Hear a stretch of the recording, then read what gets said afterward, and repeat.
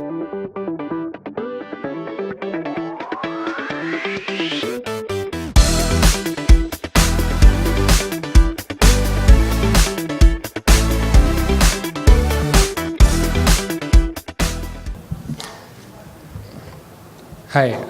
I am Mandar Joshi from IBM Research. I'll be talking about interpreting and answering entity-seeking telegraphic queries using the knowledge graph and corpus. I'll begin by characterizing the kind of queries that we are interested in. Our queries are short, they are typically 2 to 5 words long. They're unstructured like natural language questions, but unlike natural language questions, they do not adhere to a formal grammatical specification. And lastly, they expect entities as answers. So what are the challenges in trying to interpret and answer these queries? Firstly, we have no reliable syntax clues. So since these are web search style queries, they are free word order. There is little or rare capitalization. We also do not have quoted phrases or ready-made segmentations. Secondly, because these are short and underspecified, ambiguity is a particularly serious problem. As an example, consider this query Aamir Khan films. Now, the tokens Aamir Khan here could be referring to the Indian actor or the British boxer. Likewise, films could be films Aamir Khan appeared in, or films directed by Aamir Khan, or films that are about Aamir Khan. So there's a variety of possible interpretations.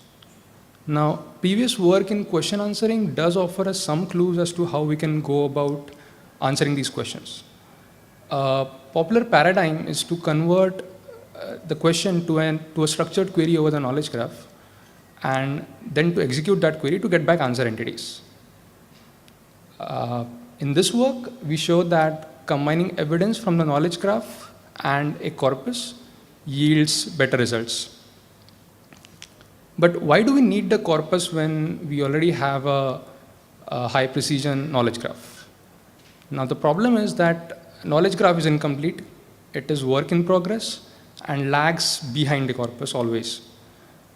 Secondly, it is not always possible to answer queries exclusively from the knowledge graph. Just as an example, consider this query fastest ODI century batsman. The intent here is to find the batsman who has scored the fastest century in ODI cricket. Now, it's easy to appreciate that answering this query exclusively from the knowledge graph is difficult, both from the point of view of interpretation as well as execution. On the other hand, if you pass on these tokens to a search engine, you will likely get back snippets that look like this. Now, if you can identify the correct entity in the snippet, that might help you in answering this query. In other words, what I'm trying to say is that our data source now combines the knowledge graph and the corpus. So it looks like this. In the knowledge graph, we have entities. Entities belong to types. There are relations between entities. And we have a large web scale corpus which has entity mentions, and these mentions are linked to entities in our knowledge graph. So with this as a data source, how do we go about interpreting and answering these questions? Now, recall that we said that our queries are short and underspecified, but they do provide us with some vital signals. For example, if you try to assign intents to tokens in these queries, you will see that in the query Washington first governor, Washington corresponds to an entity in our knowledge graph. Governor tells us about the type of the answer entity, that the answer entity is of type US state governor, and the token first qualifies that answer entity. We are not just looking for any governor of Washington, we are looking at the first governor of Washington. Likewise, in Spider Automobile Company, Spider is an entity, Alfa Romeo Spider. Automobile company tells us that the type of the answer entity is automobile company. And there is also an implicit relation between Alfa Romeo Spider and the answer entity. Now, with these examples, I'm trying to motivate a general framework for query interpretation. We define interpretation as segmentation plus annotation. Now, the idea is that we segment query tokens into 3 partitions. The first partition is the query entity E1. This is the entity that is present in the query. The second partition is relation and type. So tokens in this partition perform a dual role of acting as relation and type hints. And lastly, we have selectors that qualify the answer entity. We call these selectors because we are using them to more selectively probe the corpus. I'll come back to this point later on when I discuss the framework. Now, there are multiple ways to segment queries and multiple ways to annotate each segmentation. For example, in the previous query, this is one possible segmentation where the part in the red is the even partition, the part in green is the selector partition, and the part in blue is the type relation partition. Now, Washington here again could refer to Washington state or Washington city. Likewise, it's possible to disambiguate governor to multiple combinations of relations and types. So the idea is to keep around all of these segmentations and partitions and get evidence from the knowledge graph and corpus. So how do we do that? We use a graphical model for this. I'll unroll the model node by node. So the first node is the segmentation node.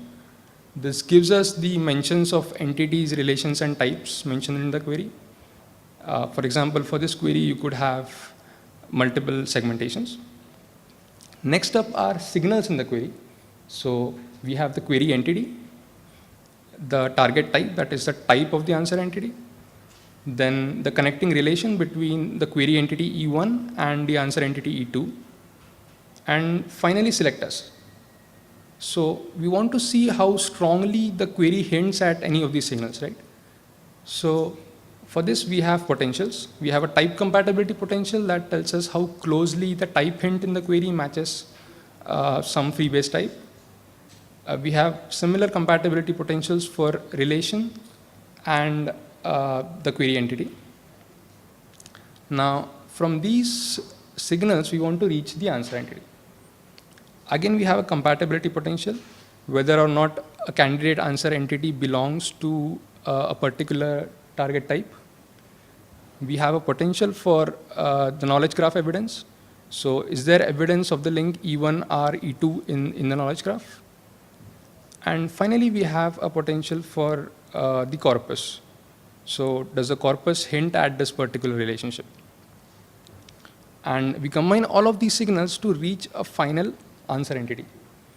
Now, it might seem from this diagram that we are assuming certain things about the template, that for instance, the query has to contain an answer, a query entity or a specific type hint or a relation hint. But that is not the case because we allow any or all of these signals to be null. So in which case we'll push things to selectors. Just for an example, consider this particular segmentation. So the part in green is a selector. We don't have a query entity in this segmentation. So we push all these to selectors. We allow this and this to be null, and we can still utilize whatever signals are present. Likewise, there could be multiple entities in the query, but even then we could pick one entity and push the rest to selectors. So the presence of selectors and corpus in some way generalizes the kind of queries that we can handle. Oh, okay.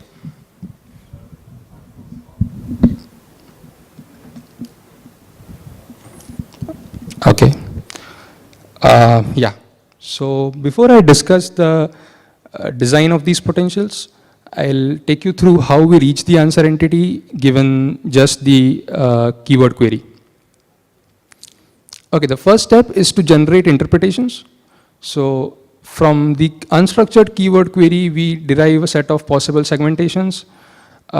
We find annotations for each segmentation, and that gives us a set of interpretations. Next, for each interpretation, we probe the corpus and retrieve a set of snippets that can support this interpretation. The next task is to construct a set of candidate answer entities. For this, we use the knowledge graph as well as the corpus.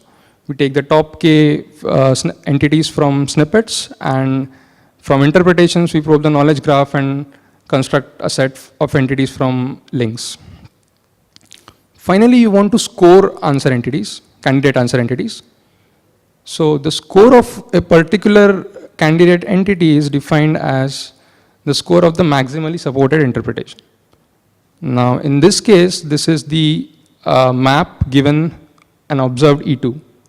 So from the previous diagram, we have all these potentials, and we find a map using all of these. Next up is the design of these potentials. So first is the relation and type models. I'll cover this part quickly because a lot of this is established literature. The idea here is to map relation and type mentions in the query to particular relations and types in Freebase. Now, to construct a relation model for a particular relation, we take the triples from Freebase. We have an entity annotated corpus, so we can extract sentences that contain these entities. We pass these sentences through a dependency parser and get back paths between these entities. Now, the words in the path hint at relations. So we join together these words, form phrases, and normalize counts. Now, obviously, the assumption here is that the mere co-occurrence of entities in the sentence is evidence that a relation is being expressed. This is obviously simplistic, but because we have lots of data and because we are also relying on other signals in the query, this works pretty well in practice. Next is a type language model, which tries to score type with respect to a type hint. For this, we use a smooth Dirichlet language model. Here, the idea is to use the knowledge graph to construct a micro document for each type and then score that type with respect to a type hint. So for a Freebase relation like /location/location, you would have words like location, city, town, and so on.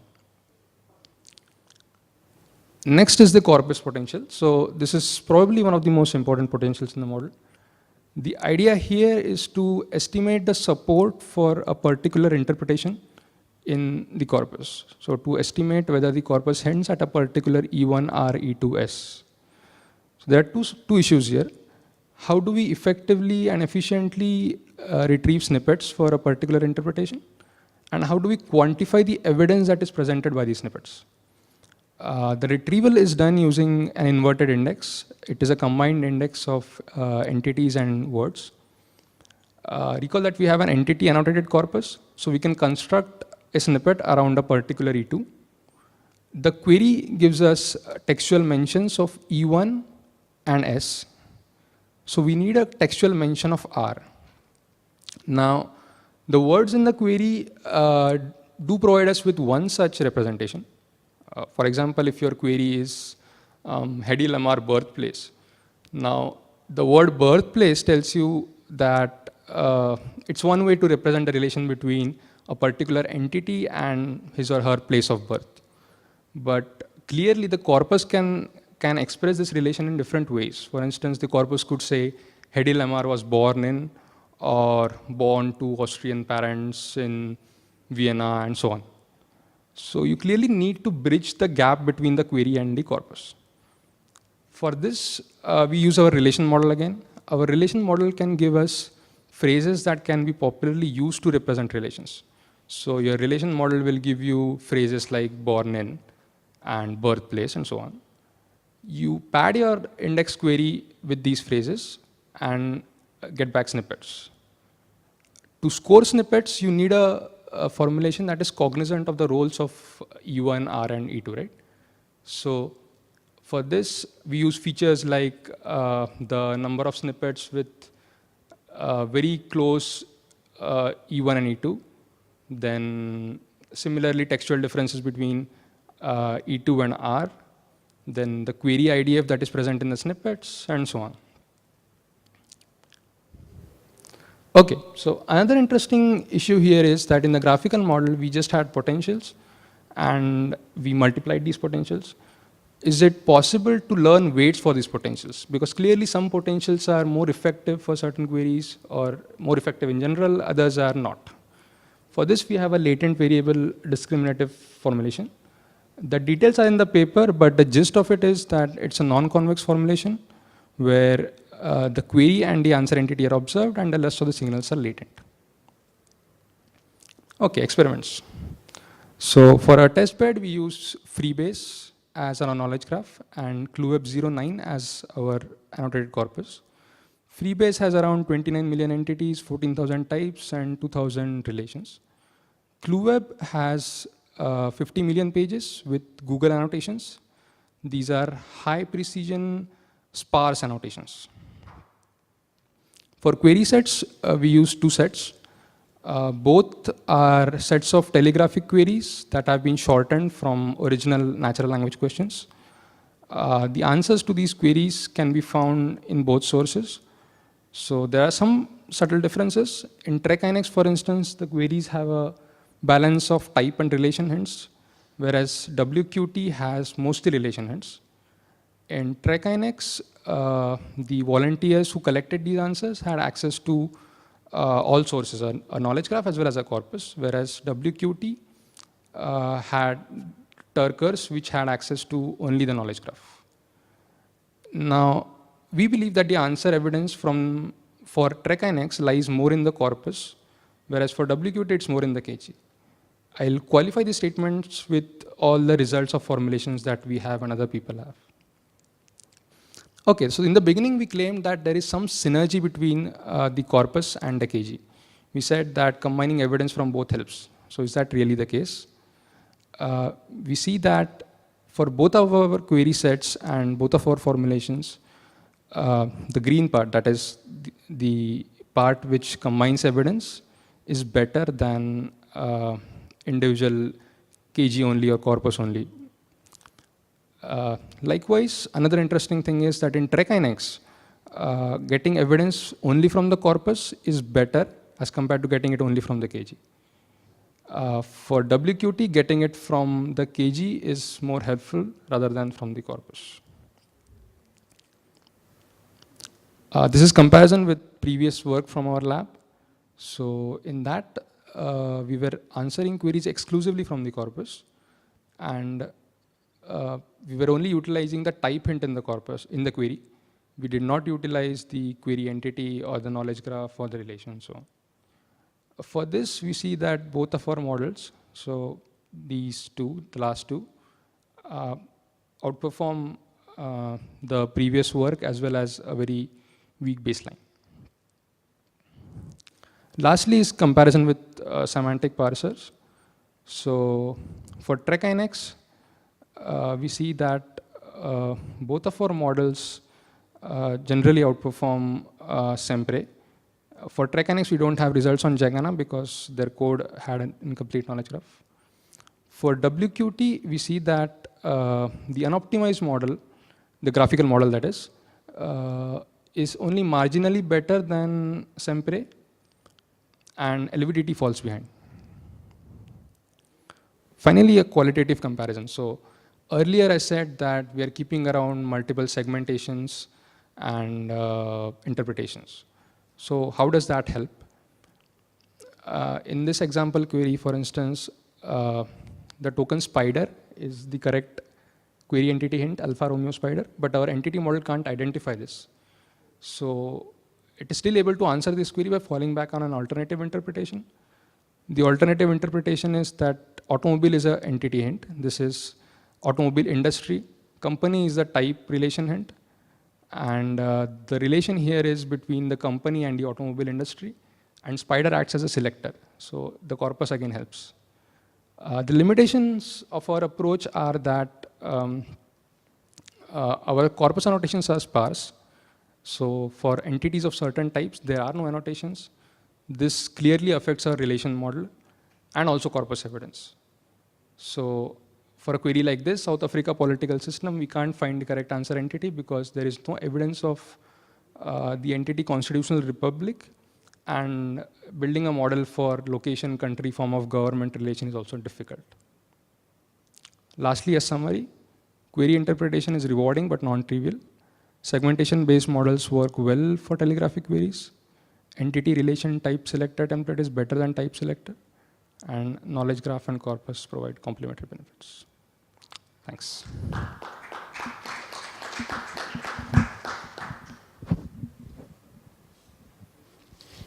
Thank you. Any questions?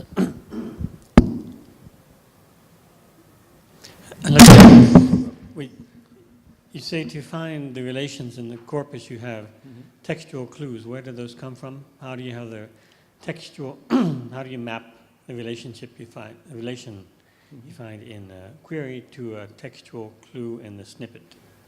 Okay, so for this we have the relation model. So given a query, we can construct a set of relations that the query hints at. And now that you have this set of possible relations, your relation model can give you representations of these relations. So if your query is Hedy Lamarr birthplace, one of the possible relations that birthplace hints at is between a person and his or her birthplace.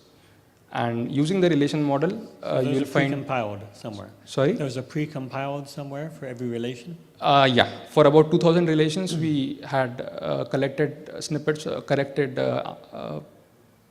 sentences from the corpus and built an offline model. Okay. Question, Becca, 2 questions.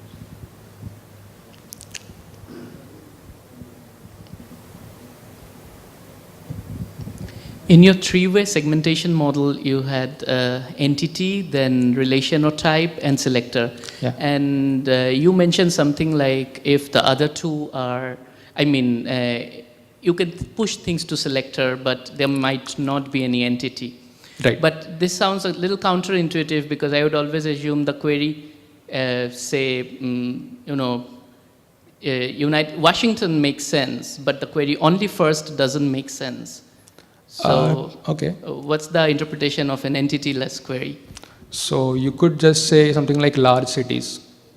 Now the query large cities, the intent is to find the biggest cities of the world. But there is no entity present in the query large cities, right? Cities is the entity. Cities is the entity. You can, but it's generally considered as type in the freebase parlance. So, yeah.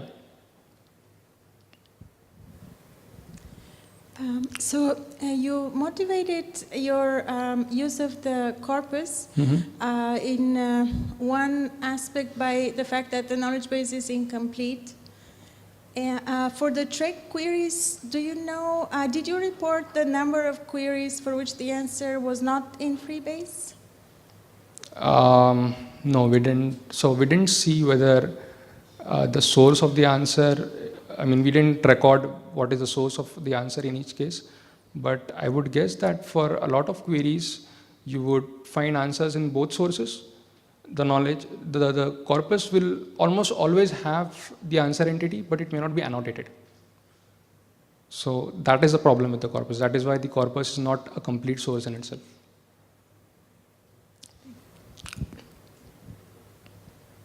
Okay, if there's no further questions, let's thank the speaker one more time. Thanks. And remember, the dinner tonight is at 7 o'clock on the 7th floor.